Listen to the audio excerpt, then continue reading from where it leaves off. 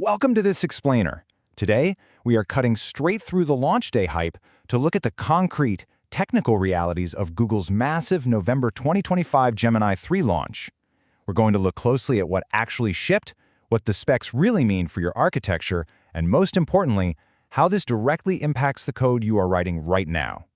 So, let's dive right into this by asking the big question on literally every developer's mind. Have we finally crossed the threshold from basic chat interfaces to actual capable digital colleagues? For the last couple of years, we've all been pretty accustomed to cleaning up after AI, right? We've all spent hours fixing elucidated library imports, correcting those subtle syntax errors, or basically hand-holding a model through a simple Python script. But with this release, the conversation is fundamentally shifting.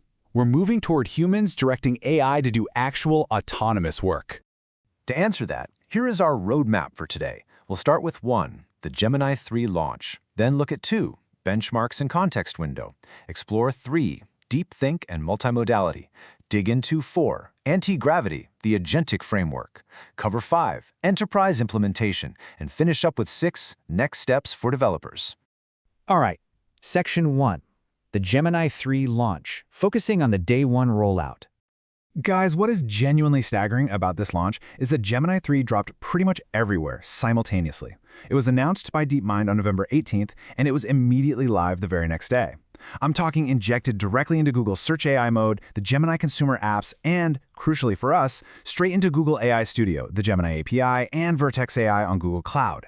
Usually developers have to wait months on a waitlist while consumers get to play with the UI. Well, not this time. This full-stack advantage means you can build on the exact same engine powering Google Search today with absolutely zero lag between the consumer hype and your developer access. Moving right along to Section 2, benchmarks and context window, where we'll be measuring Gemini 3.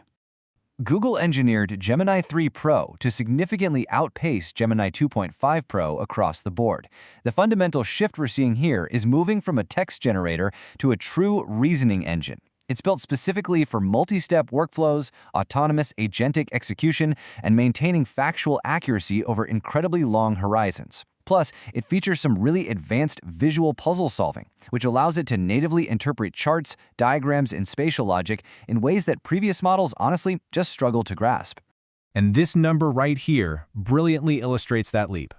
Independent tracking shows Gemini 3 as the first model to shatter the 1500 ALO barrier on the Elemana leaderboards. For a little context, breaking 1500 ALO in the AI space, it's kind of like breaking the 4-minute mile. It's a massive psychological and technical barrier, and it proves it's outscoring previous frontier models from all the major competitors on several critical reasoning tests. When you look at the actual numbers on graduate-level benchmarks, it becomes pretty clear why it's breaking records.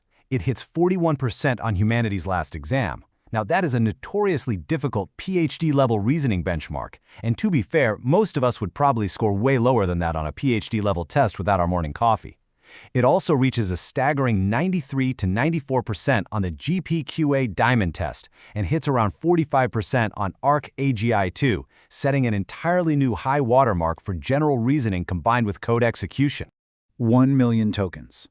Now, to translate that massive number for developers, you can take an entire medium-sized codebase, massive legal contracts, or literally hours of raw audio transcripts, and pass them directly to the model today in Vertex AI. In a lot of scenarios, this completely removes the need for complex, manual RAG chunking pipelines. You don't need to spin up a vector database. You don't need to write chunking heuristics. You can just hand it the entire document set.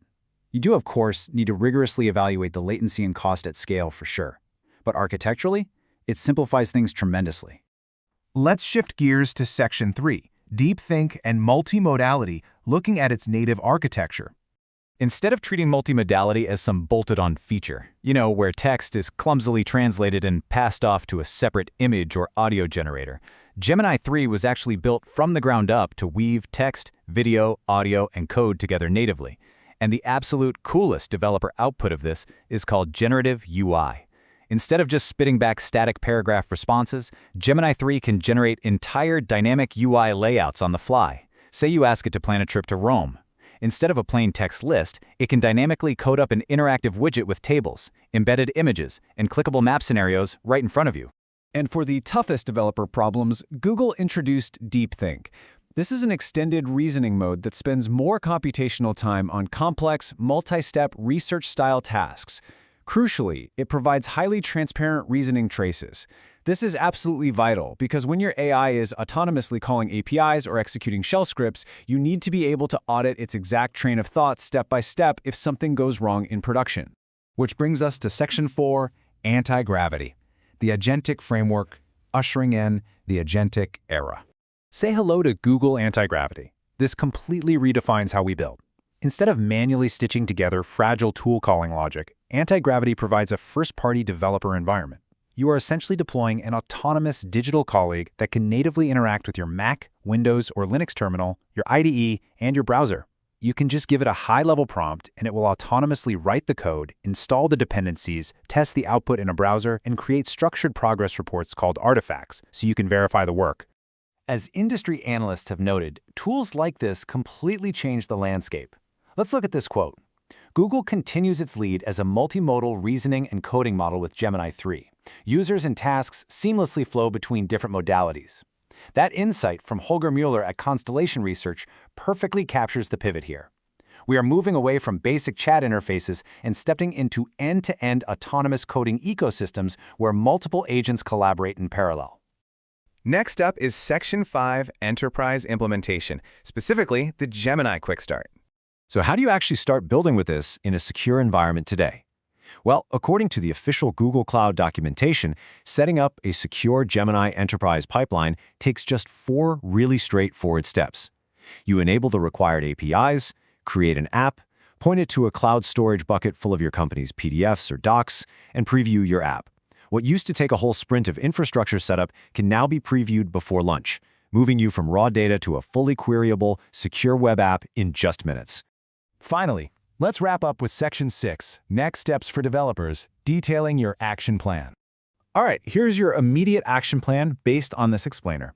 First off, don't just trust the public benchmarks. If you're using Gemini 2.5 Pro, test your specific internal evaluation sets against 3 Pro today to see the reasoning improvements on your actual codebase.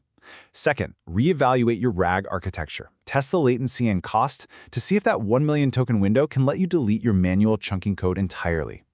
And third, deeply investigate the anti-gravity framework before you spend cycles integrating custom third-party agent orchestration dependencies. We have officially entered the era of the digital colleague. The errors we're seeing now, they look a lot more like the judgment mistakes of a human intern rather than the wild, random hallucinations of early language models. And that leaves us with one profound question. As these models take over the autonomous execution of tasks, are you prepared to stop being the one who writes every single line of code and instead become the manager to an AI? Thanks so much for joining me on this explainer. Keep learning, and I'll catch you on the next one.